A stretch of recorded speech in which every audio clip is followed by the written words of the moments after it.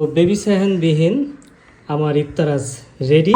আজ বেবি সাহানরা দাদু বাসায় চলে গেছে, আমাকে একাই ইফতার করতে হবে। ছোলা আছে, এখানে একটা পিৎজা, এখানে জিলাপি আছে, এখানে বড়ই কিনছি আজকে। ধনিপাতাটা বের করবো। ফ্রিজে আমাদের ফলগুলো রাখা থাকে, এখানে আপেল, পেয়ারা, নাশপাতি, মালটা, নারস ছাড়া আমার। আর এখান থেকে একটা ডিম নিব। তো খিচুড়িটা বের করে রাখবো, একটু বরফ বের করতে হবে। এখন এগুলো কাটা বাছা করতে হবে। মিনিটের মতো কুক করে নিলে মোটামুটি হয়ে যাবে। হয়ে গেল। এখন একটা বের করে দেখি, চপ চপ। ও রে, অল্প একটু চিনি দিচ্ছি আর একটা পিঙ্ক সল্ট।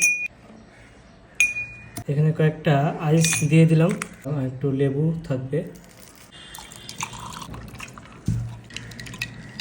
দুইটা খেজুরে যথেষ্ট। ইফতারে লেবুর আইটেম সাথে থাকবে। প্রিয় একটা ফল বড়ই থাকবে। আসলে নাশপাতিটা খুবই সুন্দর লাগছে। আর ইফতারি করার পর এই ধনেপাতার যে ব্যবহার, ও বেবি সাহান বিহীন আমার ইফতার আজ রেডি। একা একা ইফতারি করতে আসলেই ভালো লাগে না।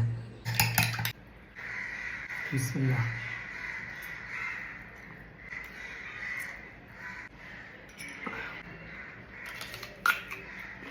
এটা ভাই